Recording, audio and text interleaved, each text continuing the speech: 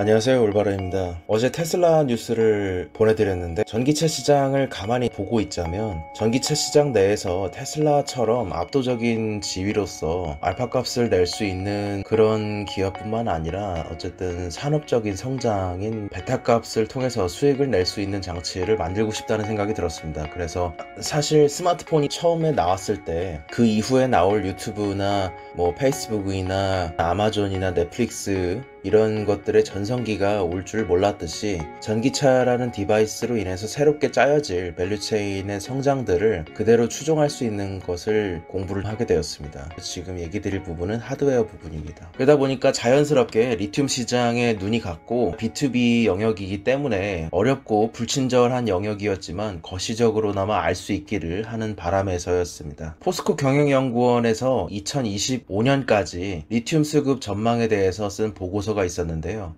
리튬의 수요가 가격뿐만 아니라 공급도 모든 측면에서 변화하고 있고 그를 공급 측면에서 주로 따라가고 있지를 못하기 때문에 만성적인 수요 초과 현상이 있을 거라는 전망이었습니다. 그러나 구체적으로 보자면 리튬 가격이 오르면서 리튬 가격이 오르면서 자금 조달이 더 용이해졌고 주로 호주 광석업체를 중심으로 집중되는 2020년부터는 공급량이 상당히 늘어날 예정입니다. 그렇게 해서 2021년부터 2022년까지는 공급이 수요를 약간 웃돌 것으로 예상되고 있습니다. 당연하게 전기차용 배터리 수요가 2025년까지 매년 평균 22.1%의 성장을 보일 것으로 전망되고 있는데요. 그럼에도 불구하고 결국에 리튬이라는 시장이 얼만큼 레벨업 될지 상상을 할 수가 없기 때문에 지금은 당분간은 수급 상황에서의 가변성, 변동성이 큰 시기입니다. 호주 기반의 광석 리튬 업체들이 공급 확대를 주도한다고 앞전에 포스코에서 말을 했는데 이따가 소개를 드리겠지만 탈리슨이라는 기업 하나 때문이라고 봐도 무방한 것 같습니다. 다시 이제 차트로 돌아와서 말씀을 드리자면 2021년과 2022년의 일시적인 이제 램프업 효과로 공급 우세가 있을 거라 생각은 되나 공급이 수요를 못 따르는 장세는 계속될 거라고 생각이 됩니다. 전기차 보급률 전망이 아무래도 리튬 산업이 얼마나 클 수 있는가에 대한 상한치를 열어주는 효과를 갖는데요.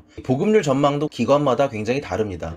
모건 스탠리는 9.0%부터 시작을 해서 JP모건은 22.8%까지 다양합니다. 그만큼 시장이 성장하는 베타 값을 예측하기가 어렵다는 것이 또한 전기차 완성품 시장에서 테슬라만 자리 잡았을 뿐 다른 밸류체인 내 섹션들은 압도적인 1위가 굳혀지지 않았기 때문에 저는 테슬라를 제외하고는 종목을 통한 알파 값을 내기를 기대하고 있지는 않습니다. 또한 이제 리튬의 원재료나 양극재 및 음극재 그리고 배터리, 전기차로 이어지는 밸류체인 내에서 기업들 간의 연합 움직임이 있음에 따라서 수요 시장이 직접 공급 부분까지 들어와서 조절할 수 있는 어떻게 본다면 무슨 생각이 들었냐면 일종의 식자재를 통해서 밭대기 거래를 하듯이 장기 계약 거래 같은 게 일어날 수도 있겠죠. 여기서 몇 가지 먼저 얘기를 드렸잖아요. 근데 이해가 안 가신 부분들이 있었을 겁니다. 염호와 광석에 대한 얘기입니다. 모두 같은 리튬이지만 비즈니스적으로 들어가면 같은 리튬은 아닙니다. 저는 이제 알파값까지 야무지게 벌어보겠다고 종목을 보려고 욕심을 냈었으니까요. 광석과 이 염호 기반에 대해 얘기를 좀 드릴까 합니다. 여기 맵에 염호는 브라인, 광석은 미네랄로 구분됩니다. 사실 이것도 정확히 나누자면 굉장히 다양합니다. 리튬이 어떻게 보이느냐, 실제 어떻게 저장되어 있느냐에 따라서 전통적인 염호부터 광석 기반 점토로 되어 있는 것부터 굉장히 다양한 방식으로 되어 있고 이 원가도 굉장히 다양합니다. 우리는 염호에서 추출되는 브라인과 광석에서 채광하는 미네랄 이런 식으로 양 사이드가 있다고 생각하면 되실 것 같습니다. 염호 방식도 원론적으로 복잡하면 막 복잡한데 간단하게 보시면 됩니다. 결국 이제 염호를 통해서 염호가 솔트 레이크인데 말 그대로 이제 소금 호수죠. 리튬을 만들려면 염전처럼 증발 작업이 필요합니다. 때문에 굉장히 기후에 의존적이고 증발 작업들이 필요하기 때문에 1년 가까이 오래 걸립니다. 또한 다 평탄화시켜야 되고 맞춰야 되고 수로를 끌어와야 되기 때문에 리스크도 큰 작업입니다. 전체적으로 정리하자면 이제 이거는 이따가 말씀을 드릴 텐데 광석으로 채굴하는 방식이 마진은 낮을 수 있으나 지금의 변동성이 다이내믹한 마켓에는 시장에 적응하기 좋은 방식이라는 겁니다. 저비용으로 탐사하기도 편하고 초기 건설비가 낮기 때문에 자금 흐름상에도 용이합니다. 요약을 해봤는데요. 이런 식입니다. 염호 기반의 경우에는 환경에 영향을 많이 받고 시간이 오래 걸리며 칠레나 아르헨티나, 호주 등지에서 주로 채굴하기 때문에 물 사용에 의한 환경 파괴 논란도 지금 많습니다. 그래서 시니어 그룹들이 굉장히 주니어 그룹을 옥죄기 위해서 자체적인 이제 진입장벽을 만들기 위해서 환경 파괴까지 같이 우리의 사업군 안에 처리를 해야 된다. 그러니까 환경 파괴되는 부분까지 니들이 처리를 해야 된다. 이런 얘기까지 하고 있는 수준인데요. 또한 리튬의 회수율이 불확실하고 생산 시설의 램프업에 이게 너무 오래 걸립니다. 그리고 이제 아무래도 주로 사막에서 작업을 하다 보니까 사용처로부터 거리가 멀고 수송비 문제나 인력 수급의 난도 있습니다. 국가별로 보자면 아르헨티나, 칠레, 볼리비아 같은 주로 남미에서 생산되는 것이 염호 방식이며 대표적인 기업을 꼽는다면 SQM, 칠레의 대표적인 기업이고요. 그리고 알버말, 미국의 기업이고 FMC는 최근에 리벤트로 바뀌었습니다. 이런 기업이 대표적인데 이 기업들이 대표적으로 2015년 전까지 빅4로 주력한 시장이었습니다. 그리고 이제 이후에 하드락 부분은 호주나 미국, 중국 등지에서는 주로 광석 채굴 방식이 유효하고 기업적으로는 여기에도 알버말이 있고요. 그리고 이거 발음을 제가 정확히 못하겠습니다만 스촨 TNC가 주력하는 시장입니다.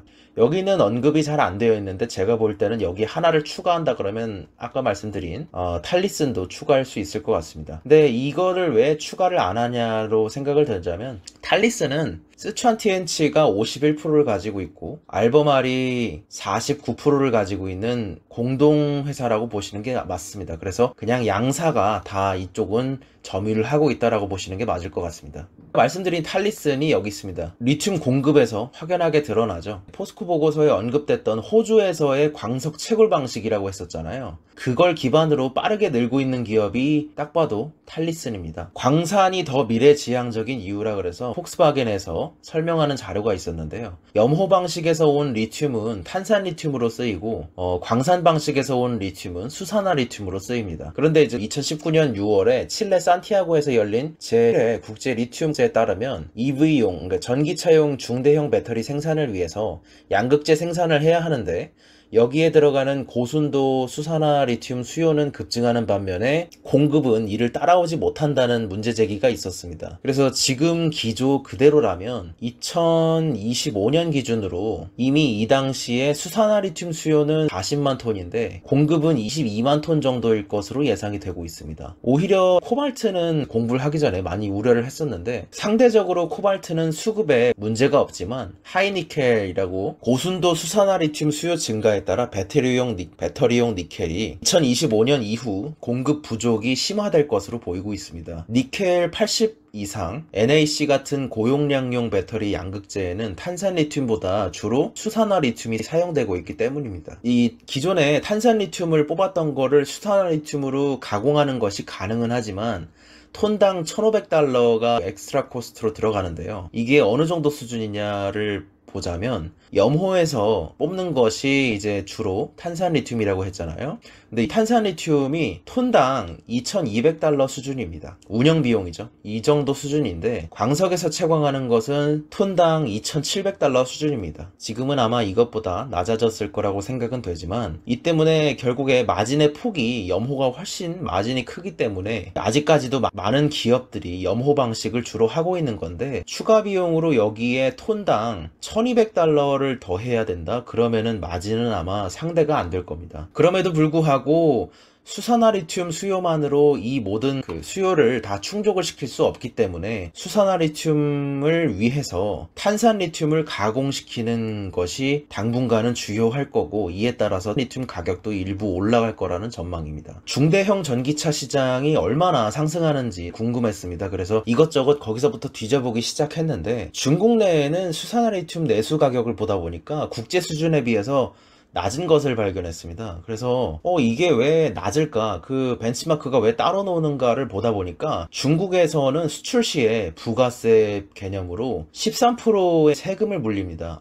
이러면은, 그리고 이제 여기다가 톤당 물류비까지 합치고 매수에는 싸지만 결국에는 이제 이런 식으로 하게 되면 해외로 팔려고 하면 글로벌 가격 대비 경쟁력이 상당히 없어집니다. 그래서 이걸 보면서 무슨 생각이 들었냐면, 중국의 전기차 밸류체인의 시작은 리튬에서부터였다는 생각이 듭니다. 탄산 리튬의 가격에 대해서 얘기를 드리자면, 이 2025년을 기점으로 올라갈 거라는 얘기가 여러 가지가 있습니다. 자세하게 보니까 호주에서의 원료 상승이나 이런 것도 있지만, 탄산 리튬을 수산화 리튬으로 바꾸게 되면서 가공하는 그 원료가 되는 탄산 리튬의 가격조차도 올라갈 것이라는 전망도 있을 뿐더러, 호주를 기점으로 최근에는 경쟁이 격화되다 보니까 가격이 상당히 낮게 형성이 되어 있는데, 2024년과 2025년을 거치면서 수요 강도가 워낙에 세다 보니까 다시 반등하리란 전망도 있습니다. 그래서 각종 레포트를 보다 보니까 탄산리튬을 거치지 않고 바로 암석이나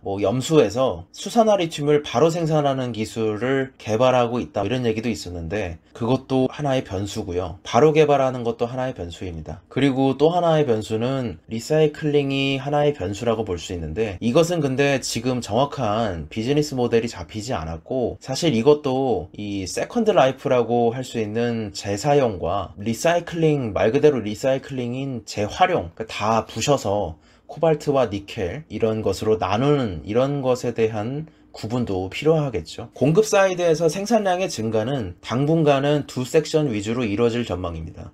주로 시니어인 염호 기반의 SQM과 싱생 광산 개발 업체들인 둘 다 이제 호주입니다. 이 두 기업이 꼽혔습니다. 그래서 칠레와 호주가 당분간 생산 사이드에서 많이 언급될 것으로 보입니다. 요약하자면 제 생각은 이렇습니다. 저는 이제 종목을 알기 위해서 열심히 공부를 했는데, 시장 변동성이 당분간 계속해서 크고 10년 후를 예상할 수가 없었습니다. 그래서 지금 시기에는 ETF를 통해서 베타값을 먹는 게 가장 현명하지 않을까 하는 생각이 들었습니다. 그래서 오늘의 결론은 리튬 테마 ETF였습니다. 기존 시니어 빅4의 확장이 더딥니다. 기존의 빅4라고 하면은 알버말과 SQM으로 대표되는 기존의 메이저 기업의 확장이 더디고, 주니어 그룹의 성장이 워낙에 크기 때문에, 또한 호주의 각 기업에다가 투자를 하자니 중국 내수라는 리스크가 있기 때문에 디커플링이 일어난다 그러면 호주는 파이브 아이즈니까 당연히 미국 쪽에 붙겠죠. 그래서 그렇다고 염호 기반의 투자를 하자니 광산 기반이 아무래도 시장의 변동을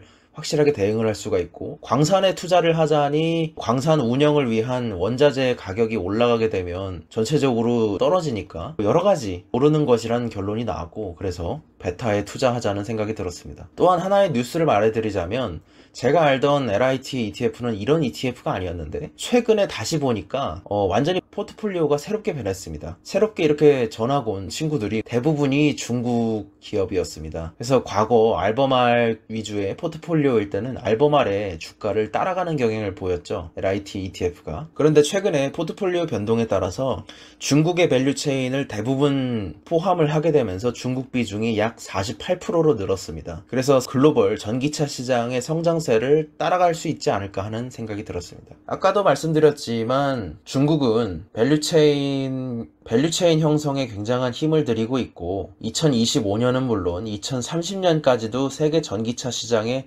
50%를 차지할 것으로 전망되기 때문입니다. 중국의 성장세를 따라갈 수 있는 포트폴리오가 아닌가 싶습니다. 물론 이제 저도 미국과 중국의 디커플링이 불안하긴 합니다만, 무역 합의 내용을 보고 있자면 아마 디커플링을 통한 협박으로 중국 시장이 불공정 시장이란 배리어를 허물고 완전 경쟁 시장으로 만드는 것이 목표가 아닐까 하는 생각이 들었습니다. 이 부분이 조금 노가다이긴 했는데요, 궁금하실 것 같아서 한번 준비를 해봤습니다. 지금 추가된 기업들이 어떤 밸류체인에 속해 있는지를 말씀드리려고 가져왔는데요, 이제 리튬 생산 부분부터 완성차까지 모든 것을 다 포함하고 있는 ETF입니다. 리튬 생산 장비는 3개가 있고, 중간재 2개, 양극재 기업 하나, 배터리 기업 4개, 완성차 기업 하나입니다. 자료를 참 많이 봤습니다. 한국의 광물자원공사, 포스코 경영연구원과 LG경제연구원과 여러가지 많이 배웠으며, 외국에서는 참 따지지 않고 많이 봤습니다. 100개쯤 본 것 같습니다. 근데